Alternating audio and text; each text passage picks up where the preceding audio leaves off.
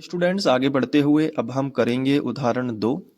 सवाल दिया गया है कि संख्याओं 6 और 20 के अभाज्य गुणनखंड विधि से एचसीएफ यानी कि महत्तम समापवर्तक और एलसीएम यानी लघुत्तम समापवर्तक ज्ञात कीजिए। कैसे करोगे?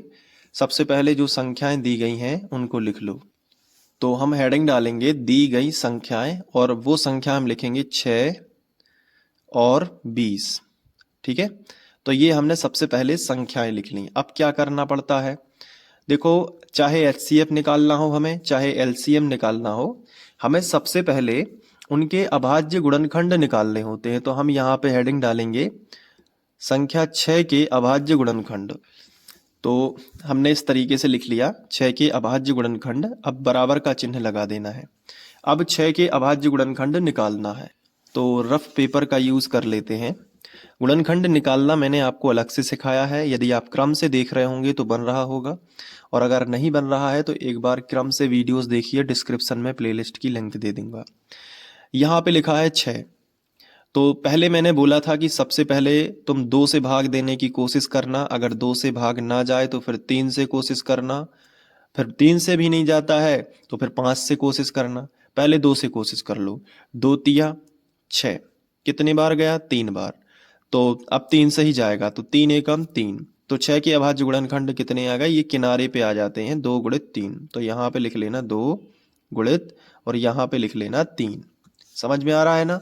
तो 6 के अभाज्य गुणनखंड हो जाएंगे 2 गुणित 3। अब 20 के अभाज्य गुणनखंड, क्योंकि जो दूसरी संख्या है वो क्या है? 20 है। तो नीचे लिखोगे 20 के अभाज्य गुणनखंड। तो 20 के अभाज्य गुणनखंड हम कैसे निकालेंगे? बहुत ही सरल है, देखो बहुत ध्यान से।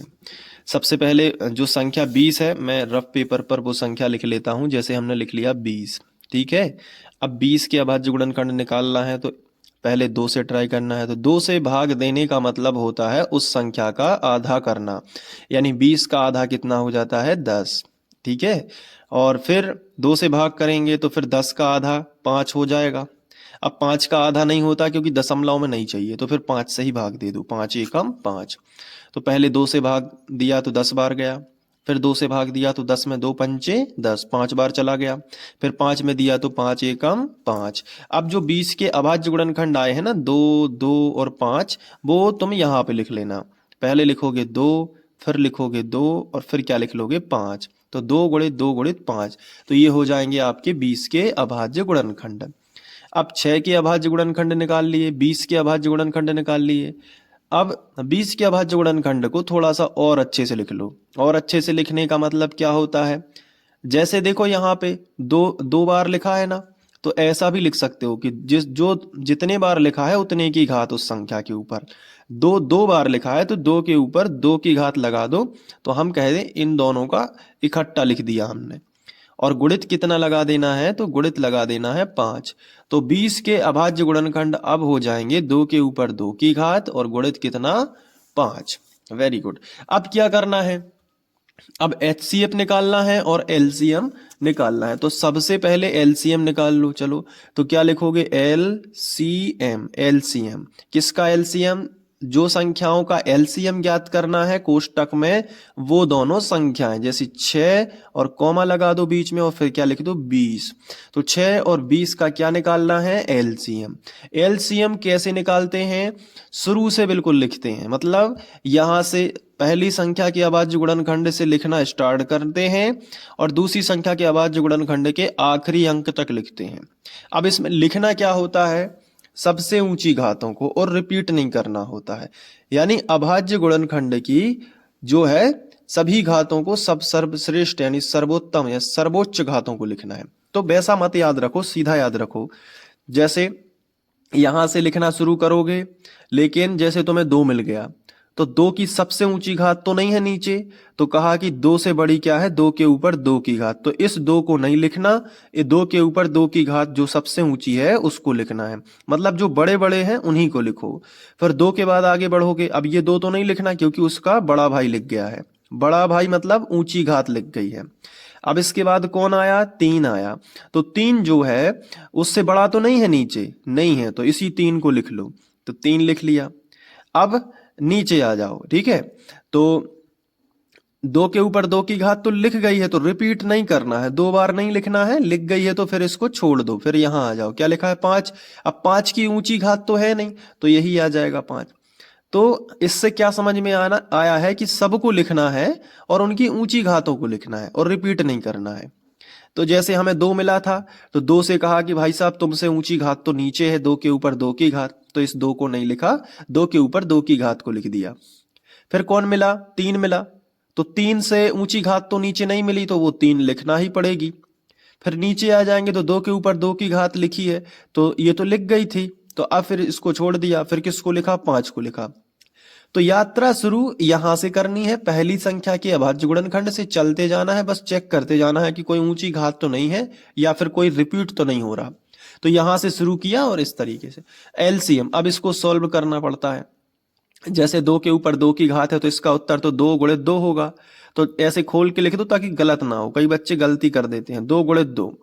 फिर बाकी जो गुणित 3 था वो भी लिख दिया और गुणित 5 था उसको भी लिख दिया। अब देखो क्या करना है, 2 दूनी 4, तो 4 और 4 जैसे इन दोनों का गुणा करने से 4 आया, तो यहाँ 4 मान के फिर 3 में गुणा करेंगे तो 4 तिया 12 आ जाएगा। 12 मान के 5 में करेंगे तो 12 पंजे 60 हो जाएगा। तो ऐसे कर लो, गुणा करते तो बनता ही होगा। तो एलसीएम 6 और 20 का कितना आ गया, 60 आ गया। अब क्या निकालना है, तो आप कहोगे सर एचसीएफ रह गया, चलो एचसीएफ निकालते हैं, कोष्टक लगा लो कि जो भी संख्याओं का निकालना है उनको कोष्टक में लिखो, जैसे 6 और 20 का।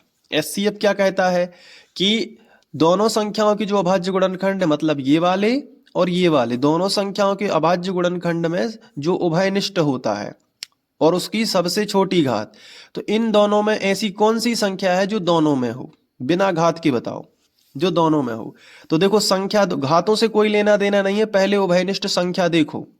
तो तुम कहोगे कि इसमें 2 है, 6 वाले के अभाज्य गुणनखंड में भी 2 है और 20 वाले के अभाज्य गुणनखंड में भी क्या है, 2 है। ठीक है, तो दोनों के पास 2 है, तो एचसीएफ में एक संख्या तो 2 उभयनिष्ठ है। और देख लो इसके बाद, देखो कि 6 के पास में क्या है, 3 है, तो क्या 20 वाले के पास है 3, नहीं, इसके पास तो 5 है, तो 3 और 5 दोनों अलग अलग हैं, मतलब इसके पास 3 है तो इसके पास 5 है, तो दोनों में केवल जो संख्या है वही लिखो। तो हमने वो संख्या लिख ली। अब इस संख्या की सबसे छोटी घात कहाँ मौजूद है, तो देखो ये 2 के ऊपर 2 की घात है, 20 के अभाज्य गुणनखंड में जो उभयनिष्ठ था 2, उसके ऊपर 2 की घात है, लेकिन 6 के अभाज्य गुणनखंड में क्या था, 2। इन दोनों में सबसे छोटा कौन है, 2 है, तो इसको यहाँ पे 2 लिख दिया। तो एचसीएफ कितना आ गया, 2, और एलसीएम कितना आ गया, 60। इसका मतलब क्या हुआ कि 2 वो जो है सबसे बड़ी से बड़ी संख्या है जो इन दोनों में भाग साथ साथ कर सकती है पूरी पूरी बार। और 60 क्या है, 60 वो छोटी से छोटी संख्या है जिसका इन दोनों से भाग जा सकता है, इन दोनों से पूरी पूरी बार दोनों का जाएगा, है ना। तो चलिए ये हो गया एलसीएम और एचसीएफ। तो उम्मीद है कि कुछ समझ में आया होगा। आप खुद से प्रैक्टिस भी कर लेना थोड़ी सी, ठीक है, और कमेंट में बताना कि कर लिया है कि नहीं, नोटबुक में लिखते जाना बहुत अच्छे से, ठीक है। और पूरी प्लेलिस्ट देखना है तो यहाँ पे मैं प्लेलिस्ट दे रहा हूँ एंड स्क्रीन में, या फिर आप डिस्क्रिप्शन में लिंक दी गई है तो वहाँ से भी जा सकते हो और जल्दी जल्दी से गणित अच्छे से कवर कर सकते हो, समझने के साथ बहुत ही कम टाइम में, छोटे छोटे वीडियोस के थ्रू, जितना टाइम हो उतना देखते रहो, ठीक है। Thank you.